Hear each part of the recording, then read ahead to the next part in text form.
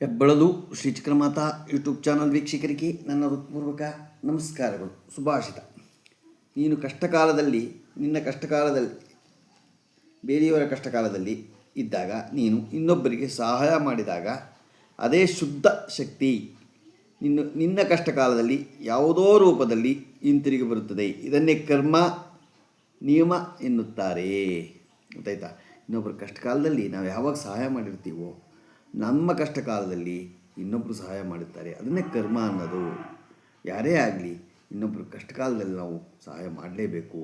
ನಮಗಿದೆ ಅಂತ ನಾವು ದರ್ಪ ತೋರಿಸೋದು, ಇದನ್ನು ತೋರಿಸೋದು ಬೇಡ. ನಮ್ಮ ಇನ್ನೊಬ್ಬರ ಕಷ್ಟ ಕಾಲದಲ್ಲಿ ಸಹಾಯ ಮಾಡದೆ ಒಳ್ಳೆಯದು. ಇವತ್ತು ನಾವು ದಿನಪಂಚಾಂಗಕ್ಕಿಂತ ಮುಂಚೆ ಅರಳಿ ಮರದ ಬಗ್ಗೆ ತಿಳ್ಕೊಳ್ಳೋಣ. ಮೂಲತೋ ಬ್ರಹ್ಮರೂಪಾಯ ಮಧ್ಯತೋ ವಿಷ್ಣುರೂಪಿಣಿ ಅಗ್ರತಃ ಶಿವರೂಪಾಯ ವೃಕ್ಷರಾಜಾಯ ತೇ ನಮಃ. ಬ್ರಹ್ಮ ವಿಷ್ಣು ಮಹೇಶ್ವರ ಎಲ್ಲರೂ ಅಲ್ಲಿ ಅರಳಿ ಮರದಲ್ಲಿ ಇರ್ತಾರೆ ಅಂತ ಒಂದು ನಂಬಿಕೆ. ಆಮೇಲೆ ಒಳ್ಳೆಯದು, ನಮಗೆ ಒಳ್ಳೆ ಗಾಳಿ ಕೊಡುತ್ತೆ ಆ ಮರ, ಒಳ್ಳೆ ಭಗವಂತನ ಸ್ವರೂಪ ಅಂತಾರೆ. ಅದ್ರ ಬಗ್ಗೆ ಒಂದು ಅರಳಿ ಮರ ನೆಟ್ಟಿದ್ರೆ ಏನು ಪುಣ್ಯ ಅನ್ನೋದು ತೋಳ್ಕೊಂಡು, ಒಂದೇ ಒಂದು ಅಶ್ವತ್ಥ ಮರವನ್ನು ನೆಟ್ಟರೆ ಸಿಗುವ ಪುಣ್ಯ ಎಷ್ಟು, ಶಾಸ್ತ್ರಗಳು ಏನು ಹೇಳುತ್ತವೆ ನಾವು ನೋಡೋಣ. ಅಶ್ವತ್ಥ ವೃಕ್ಷದ ಅರಳಿ ಮರ ಮಹತ್ವ ಮತ್ತು ಫಲಗಳು. ಅಶ್ವತ್ಥ ಮರವನ್ನು ನೆಟ್ಟರೆ 3 ಸಂಪಿಗೆ ಮತ್ತು ಎಕ್ಕ ಗಿಡ, 7 ಆಲದ ಮರ, 8 ಬಿಲ್ವೆ ಪತ್ರಗಳು ಮತ್ತು ನಿಂಬೆ ಮರ ನೆಟ್ಟಷ್ಟು ಫಲ ನಮಗೆ ಬರುತ್ತೆ ಅಂತ ಇಂದೋರು ತಿಳಿಸಿದ್ದಾರೆ. ಜಲಾಶಯ, ನದಿ ಸಮೀಪದಲ್ಲಿ ಅಶ್ವತ್ಥ ಮರವನ್ನು ನೆಟ್ಟರೆ ಪಿತೃಗಳಿಗೆ ಬಹಳ ತೃಪ್ತಿಯಾಗುತ್ತದೆ. ಅದರ ಎಲೆಗಳು ಪರ್ವಕಾಲದಲ್ಲಿ ನೀರಿನಲ್ಲಿ ಬಿದ್ದಾಗಲೆಲ್ಲ ಪಿಂಡ ಸಮಾನವಾಗಿ, ಗೊತ್ತಾಯ್ತಾ, ಅದು ಅಕ್ಷಯ ಲೋಕಗಳನ್ನು ಸೇರುತ್ತವೆ. ಅಶ್ವತ್ಥ ಸರ್ವ ವೃಕ್ಷಾಣಾಂ ಅಂತ ಭಗವದ್ಗೀತೆಯಲ್ಲಿ ಕೃಷ್ಣ ಹೇಳುತ್ತಾನೆ. ಅಂದರೆ ಸರ್ವ ವೃಕ್ಷದಲ್ಲಿ ಶ್ರೇಷ್ಠ ಅಶ್ವತ್ಥ ಮರದಲ್ಲಿ ದೇವತೆಗಳು ನೆಲೆಸಿರುತ್ತಾರೆ, ಅಲ್ಲಿ ಲಕ್ಷ್ಮೀ ವಾಸವಾಗಿರುತ್ತಾಳೆ. ಹಿಂದೂ ಸಂಪ್ರದಾಯದಲ್ಲಿ ಅಶ್ವತ್ಥ ಮರಕ್ಕೆ ಬಹಳ ಮಹತ್ವ ಸ್ಥಾನ ನೀಡಿದಾಗಿದೆ. ಈ ಅರಳಿ ವೃಕ್ಷದ ಸೇವೆಯಿಂದ ಶನಿಕೃಪೆಗೆ ಪಾತ್ರರಾಗಬಹುದು.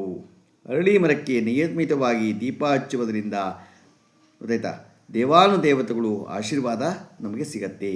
ಶ್ರದ್ಧೆಯಿಂದ ಅರಳಿ ಮರಕ್ಕೆ ನಮಸ್ಕರಿಸಿದರೆ ದೇವಾನುದೇವತೆಗಳು ಪ್ರಸನ್ನರಾಗುತ್ತಾರೆ. ಋಷಿಮುನಿಗಳು ಅರಳಿ ಮರದ ಕಡೆಗೆ ಕುಳಿತು ಜಪ ಅನುಷ್ಠಾನ ಮಾಡ್ತಾ ಇರ್ತಾರೆ. ಶಾಸ್ತ್ರದಲ್ಲಿ ಅರಳಿ ಮರ ಬಗ್ಗೆ ಅನೇಕ ವಿಷಯಗಳನ್ನು ಹೇಳ್ತಾರೆ. ಅಶ್ವತ್ಥ ಮರದ ಕೆಳಗೆ ಶಿವಲಿಂಗವನ್ನು ಸ್ಥಾಪನೆ ಮಾಡಿ ಪೂಜೆ ಮಾಡೋದ್ರಿಂದ ಸಮಸ್ಯೆಗಳು ದೂರವಾಗುತ್ತದೆ. ಇದರ ಜೊತೆಗೆ ಆರ್ಥಿಕ ಸಮಸ್ಯೆಗೆ ಬೇಗ ನಮಗೆ ಬಗೆಹರಿಯುತ್ತೆ ಅಂತ ತಿಳಿಸಿದ್ದಾರೆ. ಯಾವುದೇ ಆಗಲಿ ನಮ್ಮ ಹಿಂದೂ